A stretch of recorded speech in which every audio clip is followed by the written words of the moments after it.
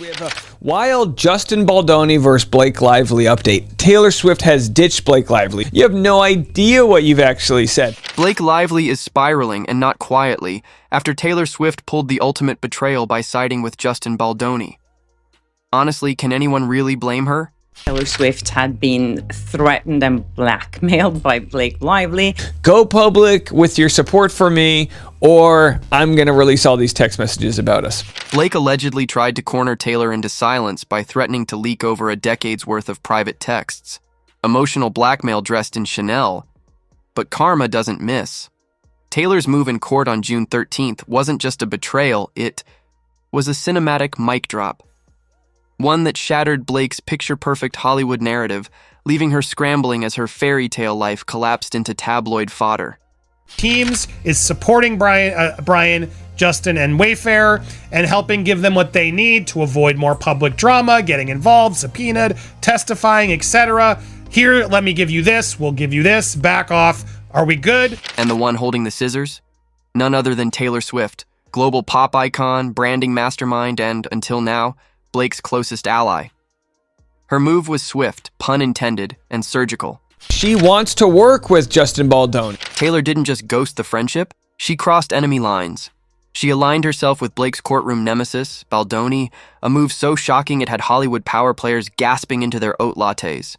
She claims he sexual harassed her, and then by the time they premiered the movie, they weren't even speaking to each other. She made him stay in the basement, and Ryan Reynolds turned on him too. And then she claimed that he unleashed a bad PR campaign against her. Let's rewind. Blake and Taylor weren't just friends, they were the friends. Hollywood's flawless blonde besties, posting golden hour selfies from private beaches, writing gushy captions that screamed our friendship goals. If their bond was a movie, it would have been called Inseparable, the sisterhood of sunset and champagne. But now, we're in the sequel, Mean Girls Courtroom edition. June 13th marked their box office flop. Information that Blake may have shared with her bestie, Taylor Swift. This information could be the end of Blake Lively. Taylor's decision to turn over key documents to Baldoni's legal team wasn't just uncharacteristic. It was an earthquake. Miss Privacy herself suddenly throwing receipts into the courtroom fire? You could hear Blake's PR team hyperventilating from across Los Angeles. Is there a line where Blake Lively says, I'm going to take this film from him because he's a jerk, I'm going to accuse him of these things? Sources say the materials include screenshots of late-night breakdowns, manipulative messages, and maybe even some damning voice notes. Blake's digital diary of self-destruction. The internet is foaming at the mouth. Hollywood is holding its breath. Taylor Swift is privately supporting Blake Lively. Doesn't seem to be the case. And yet, everyone's asking the same question. How did it come to this? How did two women who once ruled red carpets arm in arm become enemies across the courtroom aisle? The answer, as always in Hollywood, is power, pride, and one hell of a betrayal. Blake Lively specifically going through the court system makes people believe that she is no longer working with Taylor Swift. Blake Lively was back in court, but gone was the cool, collected icon of Hollywood chic. Instead, she was pacing like a nervous finalist on The Bachelor, waiting for a rose she knew wasn't coming. Her nerves were shot. Her team was flailing. And the courtroom? Frozen in anticipation as the cracks in her designer-perfect persona began to split wide open. Got these messages about, this long friendship between these two girls, and she knows the real Taylor. To grasp the full tragedy here, let's rewind. Blake and Taylor weren't just A-list pals. They were Hollywood soulmates. Red carpets, champagne toasts, tropical getaways. Fans worshipped their every move like gospel. But beneath the curated captions and radiant selfies, a rotting foundation no amount of Valencia filter could cover. Did Blake Lively try to extort Taylor? The downfall started quietly. When Blake's legal war with Justin Baldoni went nuclear, she turned to her so-called sister Taylor for backup. But this wasn't a heartfelt plea, it was a veiled ultimatum.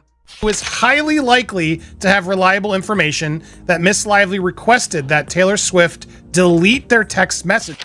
Sources claim Blake threatened to drop a bombshell, years of private messages between her and Taylor.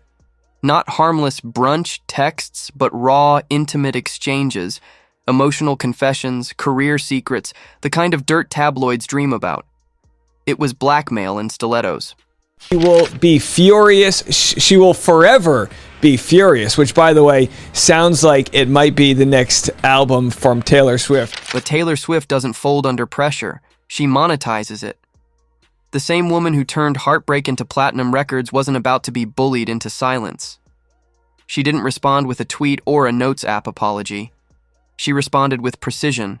Lively wants Taylor Swift on speakerphone when she needs her, but now in the courtroom she's saying, no, we don't need to see these text messages. On June 13th, in a move that felt more like a finale than a court hearing, Taylor handed over text messages directly to Judge Lehman, receipts that reportedly gutted Blake's defense. Blake, once the symbol of polished poise, was now a panicked mess. Her PR squad launched into emergency mode, spinning faster than a washing machine on turbo. But their victim narrative only made her look more desperate, less like a wronged starlet, more like a cornered villain grasping for sympathy. It could be that Blake Lively spoiled her own evidence. It could be that Blake Lively deleted her correspondence with Taylor Swift and that she doesn't even know it exists out there. Inside the courtroom, Blake Lively was unraveling. Witnesses described a woman haunted, obsessing over what exactly Taylor had handed to the court. Were they damning receipts of emotional manipulation? Proof she weaponized their friendship for leverage or something worse? The paranoia was eating her alive. She wasn't just on edge, she was teetering on the brink. Blake Lively asked a judge Friday to close the door on discovery related to Taylor Swift in her ongoing legal battle with her It Ends With Us co-star and director Justin Baldoni. In a frantic move, Blake filed emergency motions to block some of those texts from becoming evidence, citing privacy violations. But let's be honest, this wasn't about dignity. This was damage control, the legal equivalent of throwing a designer jacket over a dumpster fire while shouting, "Everything's fine!" Naturally, it only ignited more curiosity. What on earth was she so desperate to bury? Taylor Swift, right?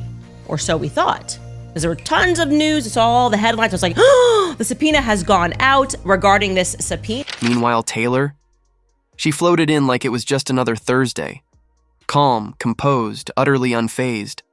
She honored her subpoena like she was ticking off a to-do list between Grammy wins and sold-out tour rehearsals. No sweat, no scandal, just execution. I bet you there's a part of Taylor that's kind of like, yes, subpoena me, do it. Her message to the court didn't need fireworks. It was elegant and lethal. I'm not part of Blake's drama. That's all it took. Her physical presence in Baldoni's corner said everything her statement didn't. And then some. It was just a lot of like Taylor Swift stuff going on. And then she did kind of the disappearing act, which is Taylor Swift's move when she's flying a little too close to the sun. It's her thing. That's what she does. Tree Payne, her savage PR person from forever, always knows when Taylor Swift is too close and Icarus has got to go away. Because Taylor Swift isn't just an artist. She's a tactician. By siding with Baldoni, she didn't just shift the narrative. She detonated it. Blake's whole defense strategy, built on image control and smokescreens, collapsed overnight. This wasn't just betrayal. It was strategic annihilation. Is the exact message that you have the subpoena. And why is that relevant? Because if there is proof that Blake Lively told Taylor Swift to delete text messages back in December when she first filed this lawsuit, well, you only tell somebody to delete text messages that prove that the person in the other side of this case is telling the truth, right? So she's telling her to delete text messages that would disprove her narrative, that they not only like witness tampered, but also then tried to extort. And I love the fact that this is over the Super Bowl because it just shows you how vain Ryan Reynolds and Blake Lively are. What unfolded in the courtroom felt more like a Hollywood thriller than a legal proceeding.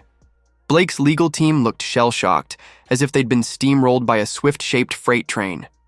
Meanwhile, Taylor's side radiated precision and calm. The tension? You could cut it with a courtroom-issued letter opener. Lively is so stuck playing checkers and trying to make up lost time and justify all this nonsense. And, oh yeah, that was really a win for us. Girl. Anybody who's paying attention knows you're getting destroyed. And the meltdown didn't stop there. Between testimony breaks, Blake was reportedly hissing at her lawyers, panic written all over her face. Meanwhile, Taylor sat serene, a silent mirror reflecting the unraveling of a friendship turned feud. This wasn't just a professional fallout. It was personal, raw, and devastating. And Blake, for the first time, had no script to hide behind. All right, Brian Friedman waits till the last possible second to possibly drop the hammer on what he actually has. March 18th. Enter Brian Friedman, Baldoni's legal pit bull in designer armor. Think less lawyer and more strategic missile in a tailored suit. When he subpoenaed Taylor Swift, the courtroom didn't just shift, it exploded. It wasn't a publicity stunt. It was a scalpel aimed at the jugular of Blake's curated fairy tale.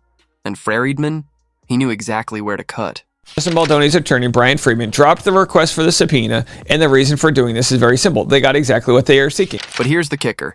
He didn't even need the subpoena to stick. The moment it was filed, the mission was already accomplished. Taylor handed over what he needed.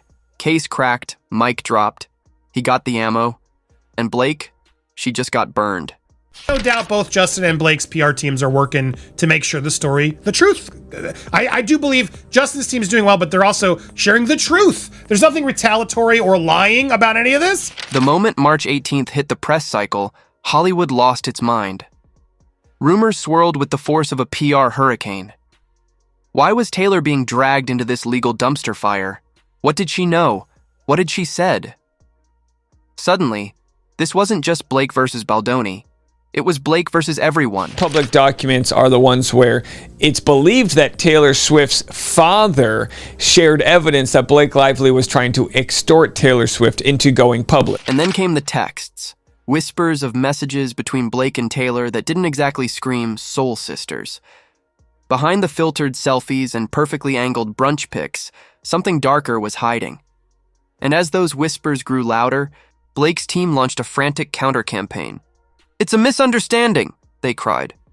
Was it? Or was the mask finally slipping?